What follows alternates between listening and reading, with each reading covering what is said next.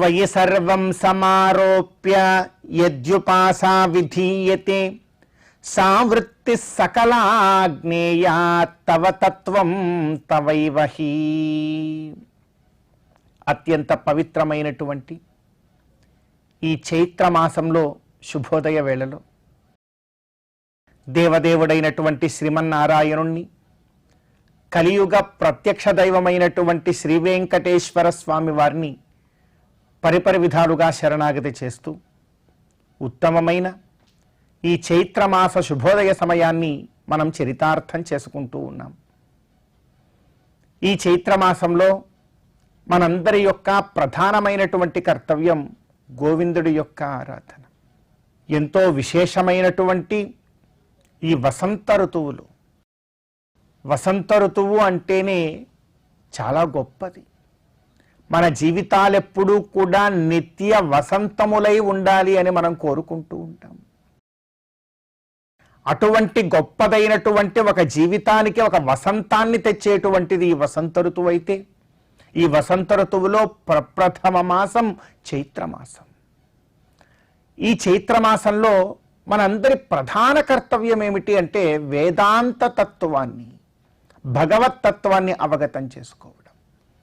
ఏది భగవత్ తత్వమో దాన్ని తెలుసుకొని భగవత్ తత్వాన్ని హృదయంలో ఉంచుకొని విఖనోమునీంద్రుల వారు చెప్పినట్టుగా భక్త్యా భగవంతం నారాయణమర్చయేత్ తద్విష్ణోహో పరమం పదం గచ్చతీతి విజ్ఞాయతే అంటారు. అటువంటి తత్వాన్ని బాగా అవగతం చేసుకొని కైంకర్యం చేయడమే మనందరి కర్తవ్యం. అందుకే అంటున్నారు త్వయి సర్వం సమారోప్య. భగవంతుడా, నీయందు నీ తత్వాన్ని తెలుసుకొని నీవు ఎప్పుడుంటావు, ఎక్కడ ఉంటావు, ఎలా ఉంటావు, ఏ స్థితిలో ఉంటావు, ఇలాంటివన్నీ కూడా తెలుసుకొని మా సకల భారమునంతటినీ కూడా నీ యందు ఉంచి త్వయి సర్వం సమారోప్య, మొత్తం అంతా కూడా నీ యందు ఆరోపణ చేసి నీ దగ్గర ఉంచేసి త్వయి సర్వం సమారోప్య యద్యుపాసా విధీయతే, మా ద్వారా ఏ ఉపాసన అయితే విధీయతే చేయబడుతూ ఉంటుందో, యద్యుపాసా విధీయతే సా వృత్తి సకలాజ్ఞేయా.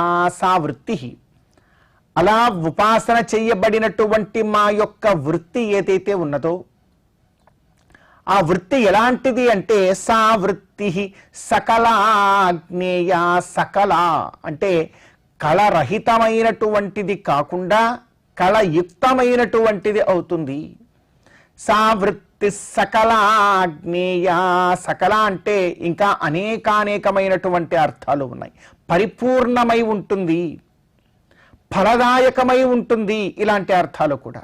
సా వృత్తి సకలాజ్ఞేయ తవ తత్వం తవైవ హి. భగవంతుడి యొక్క తత్వము తెలుసుకుంటేనే కదా భగవంతుడి గురించి మనకు అర్థమవుతుంది. కనుక భగవత్ తత్వం ఎప్పుడూ కూడా భగవంతుడే. ఇక్కడ తత్వము అనేటువంటి శబ్దానికి కూడా నిర్వచనం చేస్తారు మరీచి మహర్షుల వారు. తస్య భావస్తత్వం తస్య పరబ్రహ్మణః శ్రీమన్నారాయణస్య తత్వం అంటారు. తత్వము అంటే ఏమిటి అర్థం అంటే తస్య అతని యొక్క భావము తత్వము. ఎవరి యొక్క భగవంతుడైనటువంటి పరబ్రహ్మ స్వరూపుడైనటువంటి ఈ సకల జగత్తుకు సృష్టి స్థితి లయ కారకుడైనటువంటి శ్రీమన్నారాయణుడి యొక్క భావాన్నే తత్వము అని పిలుస్తారు. మరి ఆ తత్వము ఆయన కాక ఇంకెవరవుతారు? అందుకే ఇటువంటి తత్వాన్ని ఈ చైత్రమాసంలో మనం చక్కగా అవగతం చేసుకుని స్వామిని ఆరాధన చేయాలి. కనుక అలా ఆరాధించే ప్రయత్నం చేద్దాం.